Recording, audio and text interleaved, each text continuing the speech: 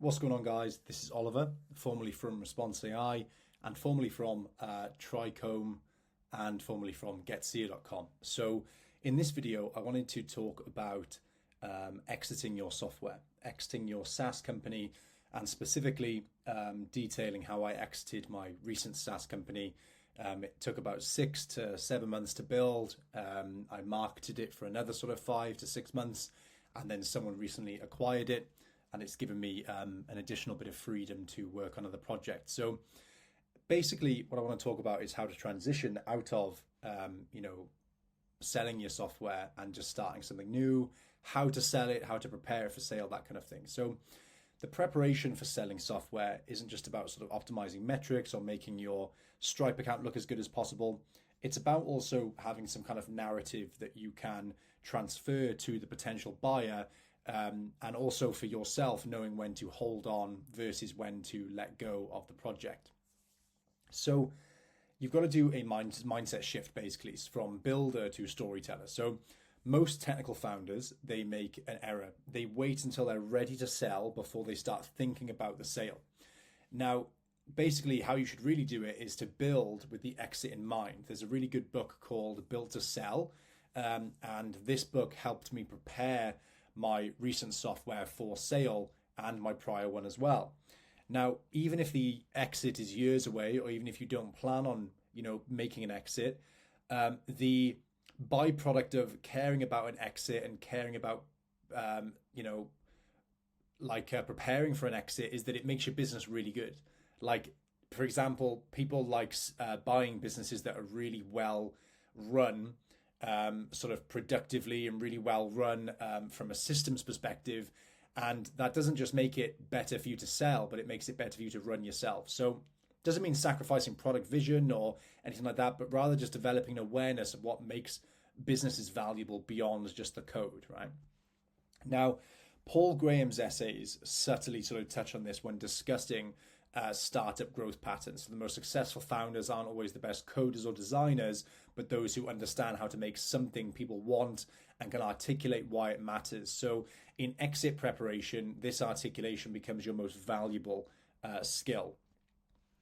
Now, documentation. So this is like the sort of unsexy foundation of selling a software. So if code is the heart of your software, then documentation is its central nervous system, right? So documenting what you do inside the business dramatically increases valuation multiples, because when a buyer buys your tool, they want to feel like they are immediately in the driver's seat, as opposed to having to pick up the pieces and sort of like put out loads of fires. So documentation should include SOPs, which is just how the daily operations are run, customer support protocols, so how you handle inquiries and how you handle bug issues and issues from the user. And then number 3 is code comments and repository organization. So in other words, how your code works, all of the different things that run in the background to make the tool work. Now, the financial preparation is that while monthly recurring revenue, which is just this big buzzword in online these days and on YouTube, it grabs headlines, sophisticated buyers that are actually going to, take your software to a new height, they examine the margins of your profit. They examine revenue diversity, which we'll explain, and most importantly, your SDE, which is your seller's discretionary earnings. SDE calculates true business profitability by adding back your personal expenses throughout the business, right? So the formula is straightforward. SDE equals revenue plus owner compensation minus cost of goods sold and operating expenses, right? Now, obviously, your cost of goods sold is going to be limited in software, hopefully, because you're in this position where, a software is very cheap to run. Even at thousands of users, you can run it for very cheap.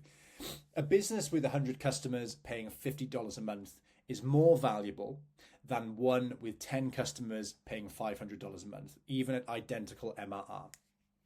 Revenue diversity reduces risk and increases valuation multiples, right?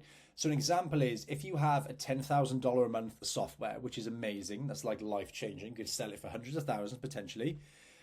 if you have 3 customers that make up that $7,000 and then another 100 customers that make up the other 3,000, right? That is a very risky business, because if one of your customers leaves, you lose a big chunk of the business. Comparatively, someone like Netflix, they have millions of users paying $10 a month, and they don't have any users, I think the biggest plan you can get is a family plan, which is like, a couple of bucks. It's like $20, $25, whatever it may be, right? Now, what Netflix will never do is sell a $5,000 a month package, right? Because they know that their revenue diversity is in millions of users paying the same amount. I've always recommended to build software that is cheaper than, say, a couple $100 a month, because you can get 100 customers paying $50, and it means that if a customer leaves, you still have hundreds of customers, obviously. Now, comparatively, monthly subscriptions are generally valued higher than annual plans because they provide more predictable recurring revenue. So if you guys are charging annually, it's going to be harder for a acquirer of your business to think of it seriously, because monthly recurring revenue is how you manage churn and stuff like that. Like, it's very hard to measure churn if someone buys an annual plan, because they're not going to churn for another year. It's good for you to make money because you get the annual plan up front. But if I'm acquiring a business and all of their users are annual plans, I have no idea what their churn rate is, because churn is obviously measured monthly. So that's one of the problems with annual plans, and why I do bias towards monthly plans. Now, a table, valuation impact of revenue composition, right? So monthly subscriptions, the valuation is higher because there's predictable recurring revenue. Annual subscriptions, the valuation is medium because of less predictable long term. And then one-time fees have a negative impact on your revenue composition and on your valuation before you sell, because there's no recurring value. So if you say, everyone gets in permanently on an unlimited lifetime subscription for $200, that's a really bad way of running a business if you want to sell it, right? If you don't want to sell it, just sell annual, lifetime value plans, whatever it may be. That's why I don't recommend doing like AppSumo deals, because it negatively affects your revenue composition. Now, becoming irresistible to buyers. So the most valuable micro SaaS businesses run with their founders. Buyers pay premium multiples for businesses that aren't dependent on the founders' skills or relationships, right? So this means that building systems that anyone could operate and that you don't have like a special hand in gives you a higher likelihood of positioning well for an exit. In other words, people will buy your software for more. The more involved you are on a day-to-day basis, the harder it is going to be to get a great multiple on your valuation. This doesn't mean automating yourself out of the business completely and prematurely, like too early, but rather building with transferability in mind. So all of my softwares, I aim to be able to, transfer the software over in a couple of hours, instead of it being this thing where I have to tell them about all these nooks and crannies and issues and tiny little things that I have to run myself. I just say, this is how it runs. This is how I do customer support. That's it. And that's how you can strategically position yourself to become irresistible to buyers, is by having a systemized business. Now, beyond the numbers, so humans make emotional decisions and they justify them with logic. We all know this, even sophisticated buyers. So your story matters as much as your metrics. The most successful exits, they effectively craft a story around the problem you're solving, why your solution is unique, your growth trajectory. So where have you been? And how has it gone so far? And then how is the future looking? And obviously the future potential, which is what could a new owner achieve with the business? Now, you can't lie, but it's ideal for you to look at a potential buyer and say, I see this going further. I just don't want to hand in it because I'm bored of it, or I need the money now, or whatever it may be. The narrative becomes the backbone of your sales materials. So once you list it, people are going to be beginning conversations with you about the app, and you should be ready and prepared to answer those questions. Now, factors, guys, that impact your multiple, right? So business age, so companies older than 3 years sell for more.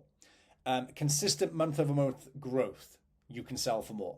Revenue diversity, so multiple revenue streams, it means you can sell for more. Technical debt, so if you have a clean code base and minimal other apps, like I pay for AWS and Vercel, and that's it, right? That means my code base is well documented and clean, and there's not loads of microservices and random things charging and costing money.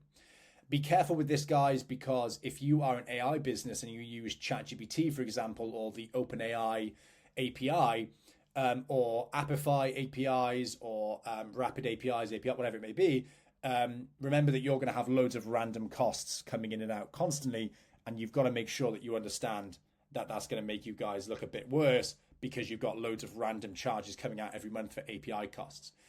Transferability, businesses that can run without the founder are less risky and, govern a bigger exit price.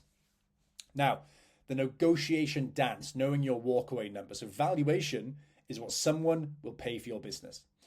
Know your minimum, guys, and be prepared to walk away if offers don't meet it. So when we were selling Response AI, we had a big number in mind, and it took us a lot of pressure and a lot of time to decide on going higher or lower, right? You've just got to decide, what are you happy with walking away with?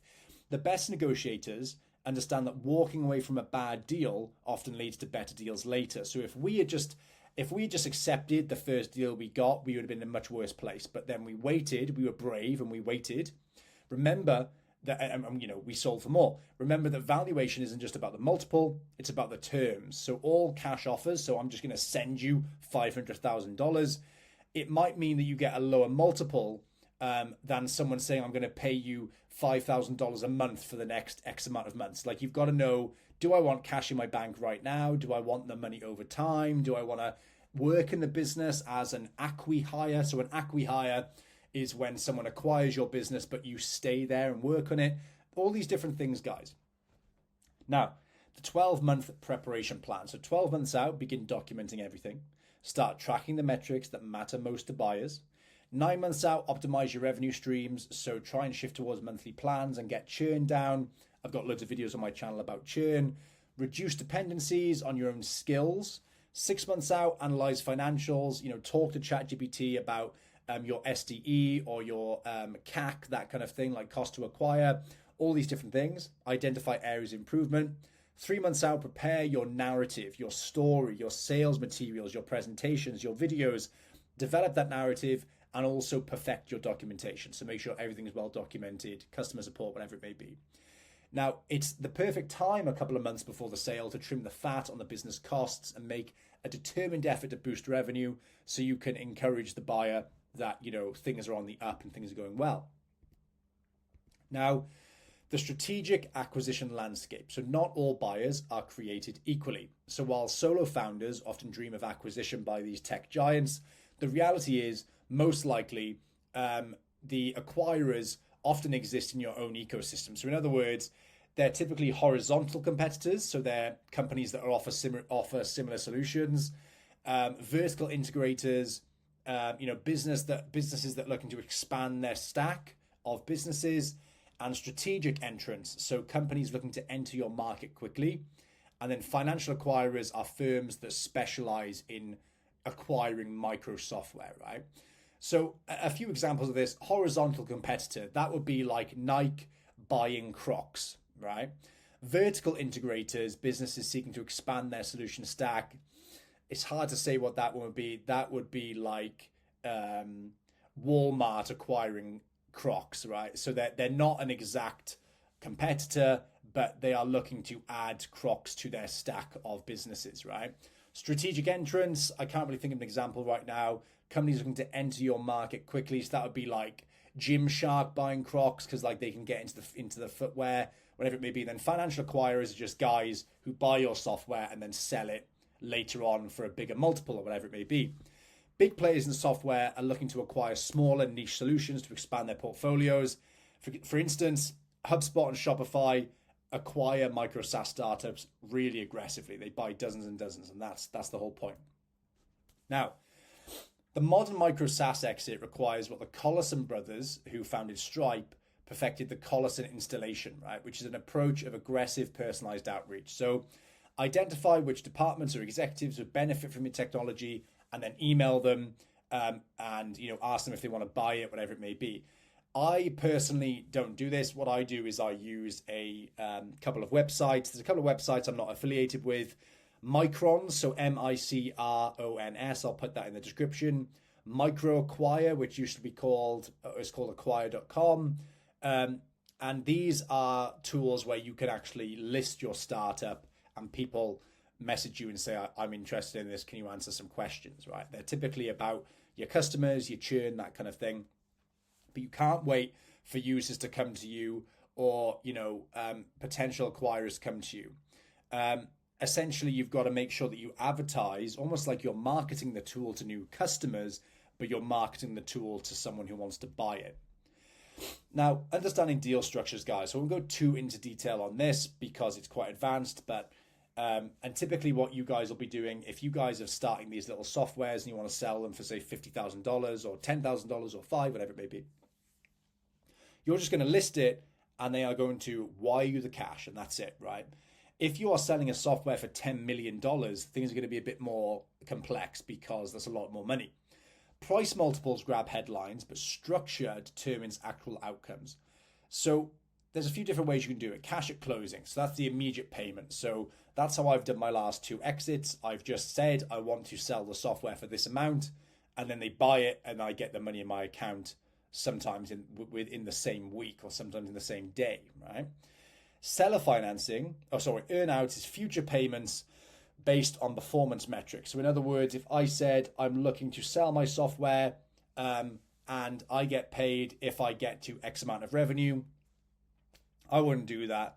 That's dumb to me because I don't really want to have much responsibility for my software after I've sold it. I don't want to be spending time in the business. Seller financing, the buyer pays over time, and basically the seller provides a loan. So you're basically giving them the software and they pay you $1,000 a month for the next 3 years, right? Equity rollover is taking stock in the acquiring company instead of cash. So in other words, if Nike tried to acquire you, I know it's not software, let's say if Salesforce tried to acquire you and they said, we'll give you $500,000 in Salesforce stock instead of cash, then obviously you're taking a gamble as to whether that stock goes up or down. You can sell it immediately. You could sell it in the future if it doubles, and that means that you got a better deal. Like I would never take stock personally, but it's your option. Now, the deal structures and their risks and advantages. So all cash is certainty, clean break. Send you the money, gone. You can go on holiday, you can relax, whatever. But there's a lower total valuation typically because people don't like paying with cash. Earn-out, higher potential payout. There can sometimes be misaligned incentives, right? So if you say we're going to get to 1,000 users, we're currently at 500,000, we'll get to 500 users, we'll get to 1,000 users, and then you pay X amount or whatever it may be. That, anything could happen. I personally wouldn't recommend that one. Seller financing, higher multiple, there's tax benefit as well. But there's a buyer default risk. So in other words, you could get acquired by a company and then they go bankrupt and they can't pay you for the monthly fees of you selling the software, right? Like that will be weird. Equity rollover is you can get a bit more money. You could potentially obviously make way more money if the stock exploded, but the stock could also go down and they could go completely bankrupt. So who knows? Now, the leverage equation. Maintain leverage, guys. So time leverage, having enough runway to walk away from bad offers. So in other words, don't go broke and frantically try and sell your SaaS because you'll accept some dumbass offer that is nowhere near as much as you wanted it to be because you're like, oh, I'm broke, right? Option leverage. So multiple interested parties creates competition. So in other words, at any given time, I'd have, say, 5 people who were looking to buy, right? And it meant that I didn't operate from a position of scarcity. I operated from a position of power. I was like, yeah, if you don't buy it, Steve's going to buy it. And I didn't say that to those people, but it gives you that power. You think, okay, well, I don't care about the outcome of this one because there's multiple people who are looking to buy. Information leverage, understanding the buyer's strategic needs. So in other words, Is this a market strategy? Is this a strategy that will put their business ahead? Is this a strategy that will make them more money long term? And then obviously relationship leverage is existing connections that make the deal feel natural. So in other words, if you have people in your business, in your network that are looking to buy, and you live in a horizontal market kind of thing, like, if a friend can buy it off you, then all the better. The founder of Robin, when selling Robin, had to start our sales process when we were low on cash because of COVID. So it limited our options and forced us to consider crap options, basically. So don't do that, guys. Now, preparing for the minimum viable exit package. So due diligence separates serious acquirers from just random guys who are like, yeah, maybe I'll buy it. The prepared founder enters this phase with what one acquired founder called the minimum viable exit package. It's a guy I know who said MVP, right? So the 12-month financial summary is revenue, expenses, cash flow. Customer list with contract values, renewal dates, churn, that kind of thing. The cap table, if you have any team members, showing shareholders, percentages of shares, whatever it may be. I've never really gotten to that. And a 10-page business overview with key metrics and growth trajectory. And also, I typically do like a little booklet showing them how I've gotten my current customers. This documentation shouldn't be created during the process of selling. It should be maintained throughout your company's life. Now, the most successful acquisitions include transition plans. So with all the softwares that I've sold and the softwares that I am selling, the knowledge transfer is that I say, look, I'm not going to just disappear on you. I'm going to document my knowledge into these manuals and show you on calls and video demos and Zooms and whatever it may be, how I use the tool and how I sell it, how I do customer support, whatever it may be. I'm not in the business of selling a software and then ghosting someone. If they have questions about my software, they paid me money, so I'm going to say hello and get on a call with them, right? Customer introduction, gradually introducing buyers to customers that are big. So say you have a big customer that's worth a couple $1,000 a month, for example, or a couple $100 a month, whatever it may be. Introducing that buyer to those customers, if you have personal intros, would be great because it sort of like sweetens that relationship. Team integration, planning how your team will join the acquiring organization. So we didn't really have this problem because we just built the tool and then, with freelancers, and then my next software, I built it myself. So I didn't really have a team. If you have a team, you have to understand that they're going to be acquired by the business as well if the business want to buy them. System migration, so mapping out technical integration timelines. So how are they going to get access to my code? How are they going to get access to my database, etc.? I typically do this with just logins and adding people as team members to the softwares I use. And of course, uploading my code to GitHub and then actually like inviting them as a team member to GitHub. Now, the closing checklist, there's two the's there, the closing checklist, role, post-acquisition. So the actual closing involves a couple of moving parts, guys. So legal documents, the purchase agreement, employment contracts, non-competes, NDAs, whatever it may be, financial transfers, so bank coordination, escrow arrangements, Acquire.com and Microns, they typically handle this for you. So I just had to send all my stuff over, then all the money got sent to me. Customer notifications, so planned communication sequences, calls booked, meetings in the calendar, that kind of thing. Each element requires planning, and successful founders, guys, and successful exiters, they create detailed checklists and assign owners for each task, right? So if that's just you because you're a solo founder, be prepared to get pretty busy. Now, the conclusion, the exit as a feature. So the most sophisticated founders view their exit as the final feature they ship for their business, right? You are giving your business to someone else. It's the culmination of this big building journey, guys. It's quite complex. It's quite stressful. It can be quite emotional. I've been emotional when I've sold software myself, and in the exit process, the focus shifts from product development to transferring that value to someone else. And it's from creating something people want to ensuring it continues thriving beyond your ownership. So it continues getting customers, people continue to love it, that kind of thing. So obviously have a think, guys. Some of you might not be anywhere near exiting a company yet. You might just be getting customers for your current company or trying to get your first customer. That's what this channel is for. It's about all the different reasons, all the different things to do. And obviously, if you do get to this, be sure to message me and I'll give as much advice as I possibly can. But this has been Oliver. Take care, and I'll see you in the next video.